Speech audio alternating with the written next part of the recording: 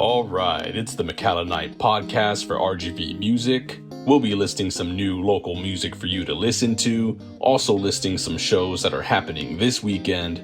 Then we'll chat with Paulo, aka Orpheus Bloom. He's known for his fiercely passionate songs and soulful singing. This is the new version of his song, Tragedy.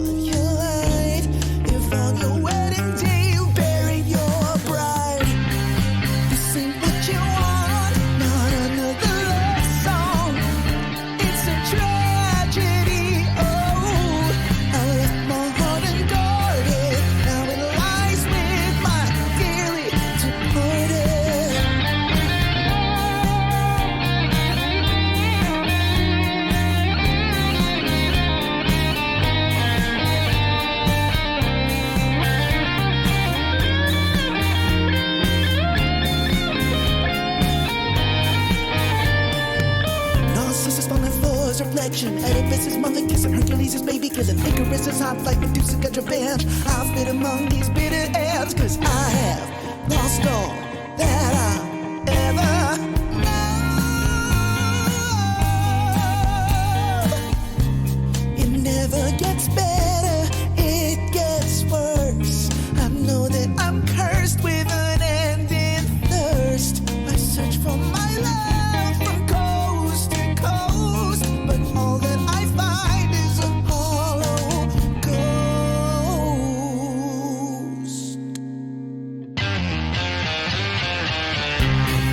This ain't what you want, not another love song. It's a tragedy, oh, please don't be so mad. I'm sorry, all I have is a tragedy, yeah. I know what you want, I'm out of my love songs.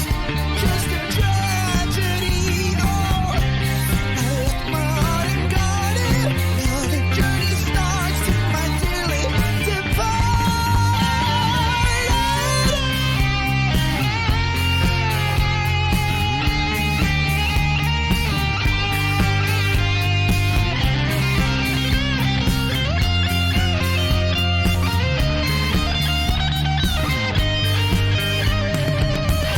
It's a tragedy, such a tragedy, yeah. It's a tragedy.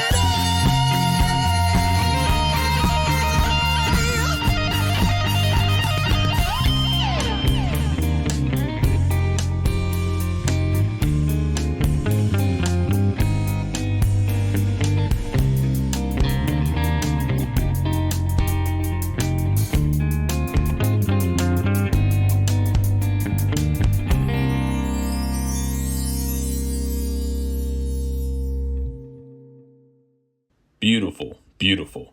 That was Tragedy by Orpheus Bloom, who we'll be speaking to in a moment. We'll be talking about his new music and what he's been up to lately and his TikTok success. So really great stuff from him, really great music and videos. But first, let's get to the shows that are happening this weekend. We have a lot of metal and heavier music, so I hope you're into that. First up, this Friday, today, Flying Walrus, $10. It's the Some Kind of Metal event. It'll be starring Grieved from San Antonio, My Place Was Taken from Matamoros, and The Ghost of Us from here, and a few other locals. But so it's a pretty cool lineup, pretty cool event.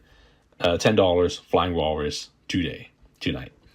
And moving on to Saturday at the Kraken Lounge in Brownsville, $10 at the door. It's gonna feature Floats, Cannon the Dealers, who really cool group of guys. They let me interview them a couple months back. Saw them recently at the Mixland Festival, so it's cool to see them playing lots of shows because they really kill it on stage. It also has Inhibition. So Floats, Cannon the Dealers, and Inhibition, $10, Kraken Lounge, Brownsville, Saturday. Also on Saturday, if you're in McAllen, you can go to the Gremlin, $8. It's the Mr. Eric is Old event in reference to Eric Ramirez of Bury Me in Black. It's going to be featuring Silent Despair, Quiet Ghosts, Kill Your Television, and more. By the way, Eric is only going to be 29. So I guess it's some kind of inside joke or something going on there. But either way, good lineup. Only $8 instead of the standard 10. And if you're in McAllen, you don't have to drive as far. So make sure to make it out to there. If you want a free show in McAllen on Saturday, you can go to Orchard Park. It's going to be featuring Bury the Bride, Upon Your Dead Body, and Widow's Wine. Very morbid names, and a few others, I believe. But yeah, Orchard Park, McAllen, Saturday for free.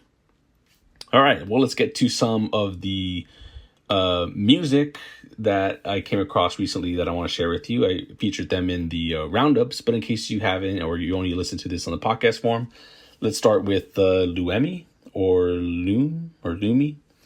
Of course, I'm going to have the names and links in the description, so check those out. Lueme, with their song Lazarus. I already think this is the RGV song of the summer. It's got this woozy psychedelia to it, some stanky funk bass. The vocals are very sultry and smooth. There's some conviction in the lyrics as well. It's just a vibe. It's a strong vibe, and I can't recommend it enough. That is Lazarus by Lueme. We also have Lure Division with their song Souvenir.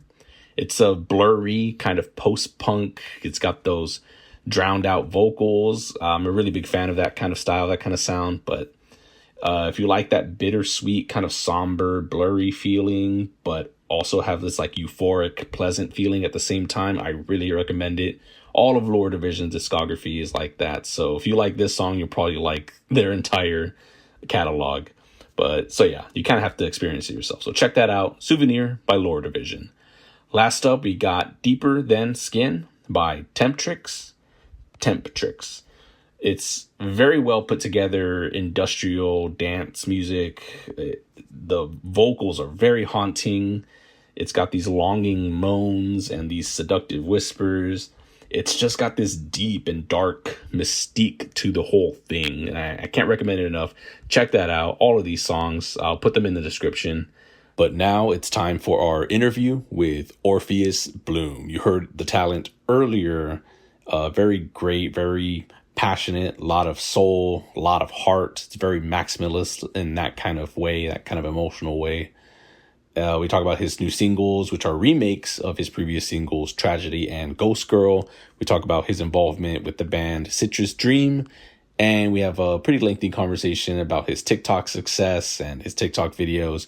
He's known for his videos on movies and soundtracks and superhero comic book characters, and his commentary on the culture wars, people overreacting because a fictional character has a different race now, or how superhero comic book characters are now woke and political, even though they've always been political and metaphors for progressive ideals and all that. So pretty good videos, very well put together, good arguments, good dialogue, good skits. Let's just get right to it. This is Orpheus Bloom. All right. Welcome, Paulo, aka Orpheus Bloom. First things first, I just want to ask, what is the first thing you want everyone to know about Orpheus Bloom? It's different. It's different music for what maybe most people are used to. I make music. It's really dramatic. It has a theatrical flair to it. Not just with my voice, but with like the lyrical content and the musical content. It's indie rock with a theatrical flair, I think, is the best way to put it. Indie synth pop. It's the main thing. That's good to hear, man, because I try to describe it kind of in similar terms. I've described your music through the years.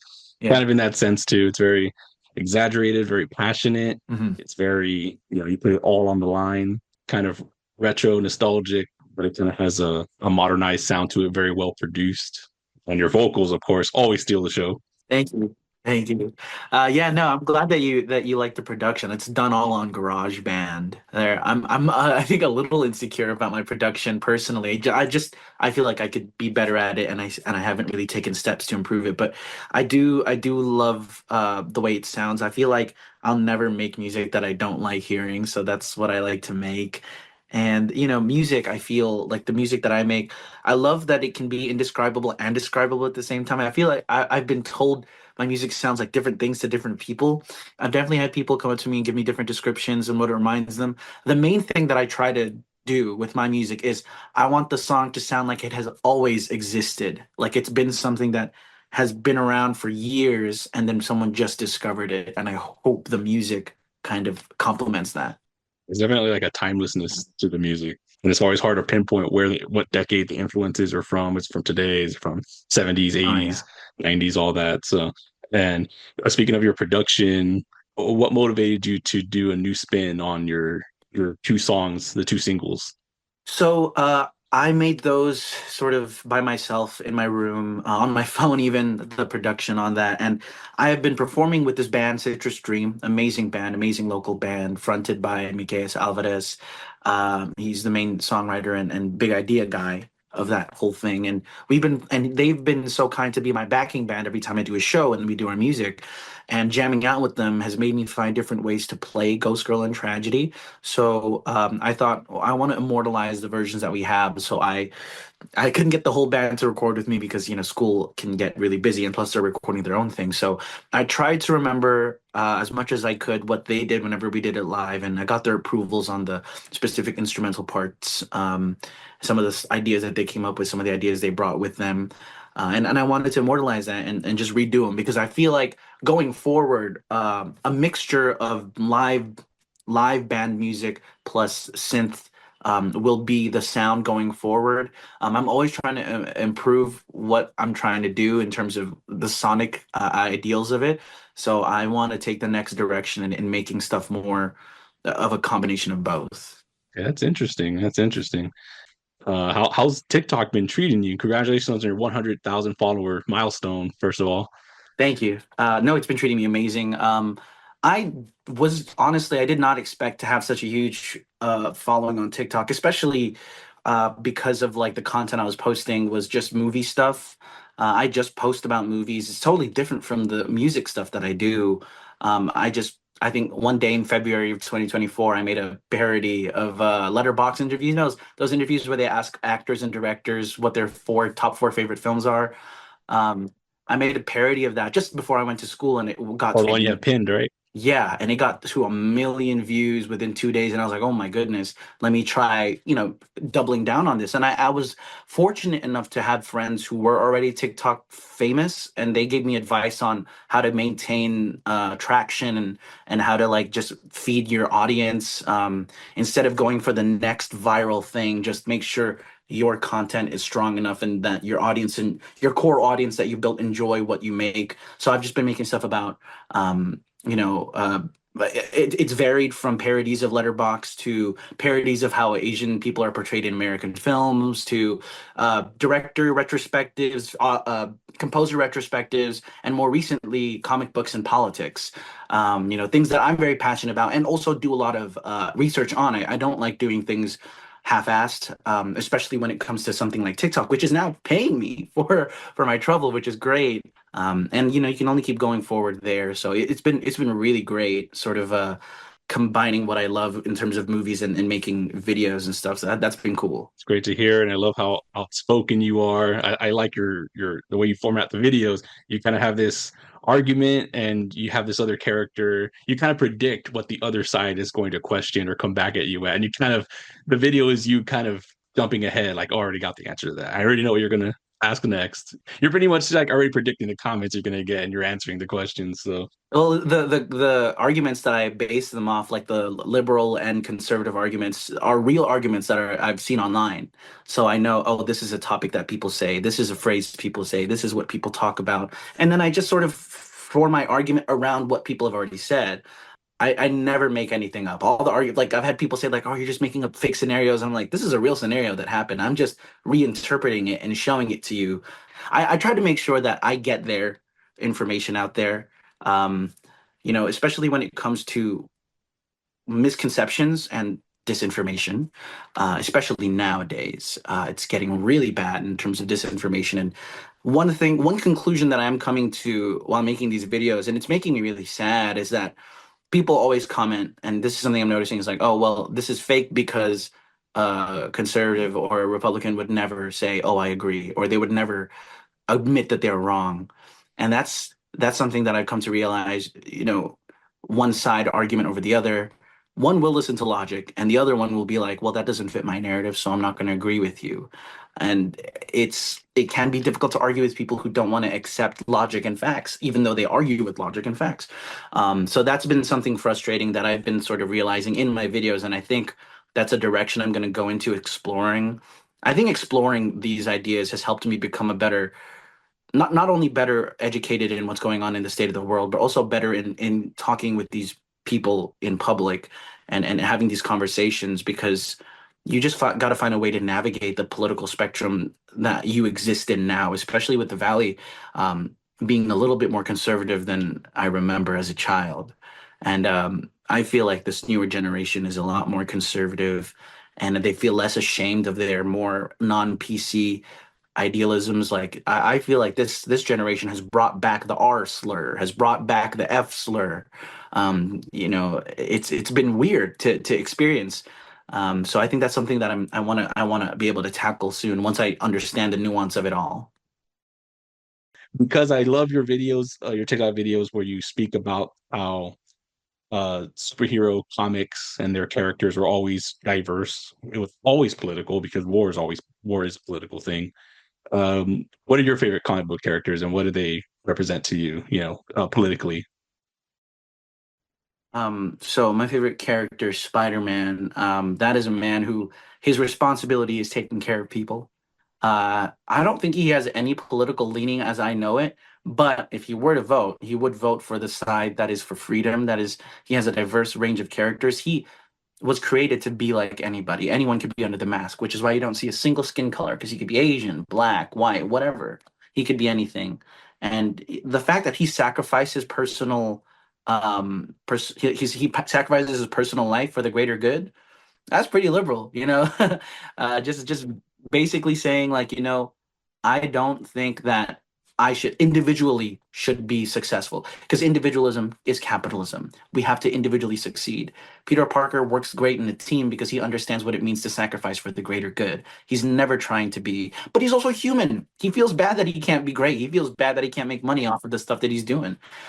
He's always attracted me as a hero because of the fact that he is so human. He wants to have a good, successful life, a good, successful friendship with everybody, but he fails because at the end of the day, whatever he wants in terms of personal gain, love, romance, friendship, jobs, opportunities, he will sacrifice to save a random person on the street in New York.